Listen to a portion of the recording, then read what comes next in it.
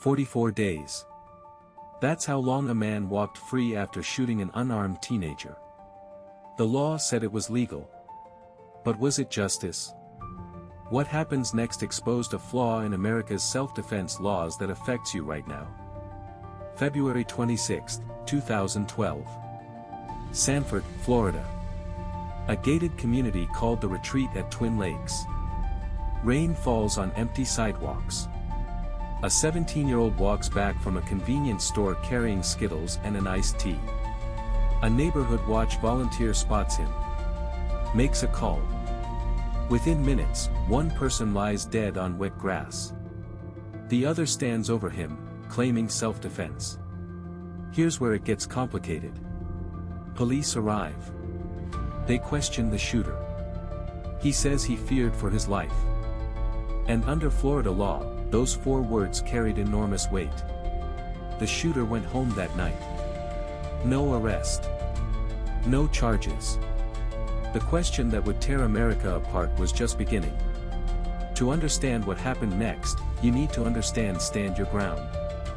Before 2005, Florida followed a legal principle dating back centuries. Duty to retreat.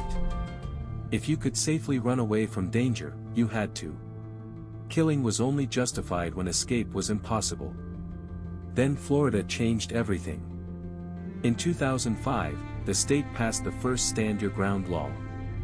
The change was subtle but seismic. Those 3 words. No duty to retreat. If you reasonably believed you faced death or great bodily harm, you could use deadly force. Anywhere you legally had a right to be. Your car. A parking lot. A sidewalk in the rain. You didn't have to prove you couldn't escape. You just had to prove you were afraid. If this sounds like a recipe for disaster, keep watching. Now let me put this in perspective. The shooter that night was a 28-year-old neighborhood watch volunteer. He'd called police 46 times in 14 months. Reporting suspicious people. That night, he called 911 to report someone walking in the rain. The dispatcher asked if he was following the person. Yes. We don't need you to do that, the dispatcher said. But he didn't stop. Here's what the evidence showed. The 17-year-old was on the phone with a friend. He said someone was following him. Minutes later, neighbors heard screaming. Then a single gunshot. When police arrived, they found the volunteer standing. The teenager face down in the grass. And this is where Stand Your Ground created a legal maze that confounded everyone. Under Florida law, the shooter claimed he was attacked first. He said the teenager punched him, knocked him down, slammed his head against concrete. He said he screamed for help. And when he feared for his life, he fired 1 shot. Self-defense. Case closed. Except it wasn't. Because Stand Your Ground didn't just protect shooters. It paralyzed prosecutors. The law created immunity from prosecution. Police couldn't arrest without proving the shooting wasn't self-defense. Think about that for a second. The burden flipped. Instead of the shooter proving he acted legally, police had to prove he didn't. With only 1 living witness, how do you disprove fear? For 44 days, the shooter remained free. But the story was about to explode. And what happened next would force America to pick a side.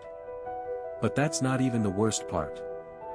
For weeks, the story stayed local. A grieving family. An unprosecuted shooting. Then social media caught fire. The victim's parents held a press conference. Civil rights attorneys got involved. And suddenly, America couldn't look away. Within weeks, protests erupted in cities nationwide. Celebrities wore hoodies in solidarity. The president spoke from the White House. This wasn't just about one case anymore. This was about who gets to claim fear. Who gets the benefit of the doubt. And who ends up dead because of it. Florida's governor appointed a special prosecutor. 44 days after the shooter was finally arrested. Charged with second-degree murder. But here's the twist nobody expected.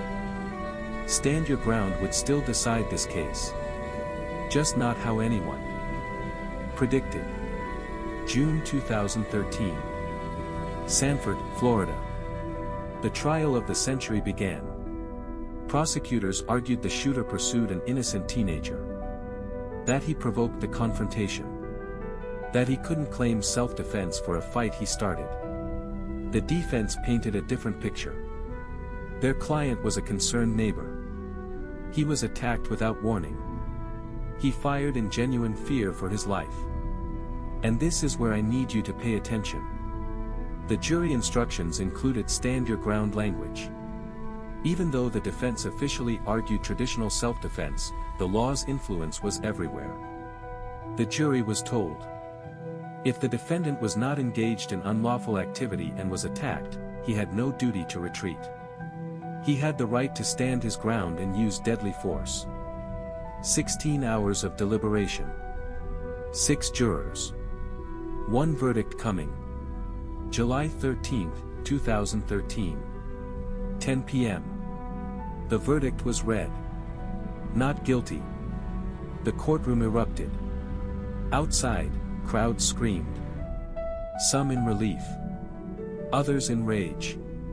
The shooter walked free. But this wasn't the end. It was the beginning.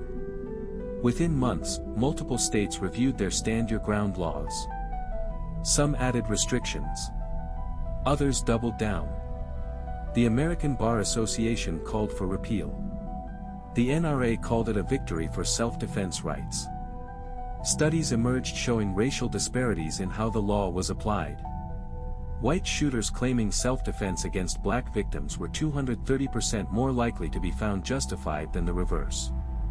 One case. One law. A nation divided.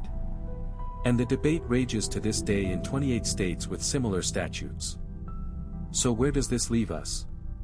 Stand your ground remains the law in over half of America. Supporters say it protects innocent people from prosecution after defending themselves. Critics say it legalizes unnecessary killings. The truth is complicated. Since 2005, justified homicides in Florida have tripled. Nationwide, these laws correlate with an 8 to 11% increase in homicides. But they've also protected victims who genuinely had no choice. One law professor put it this way.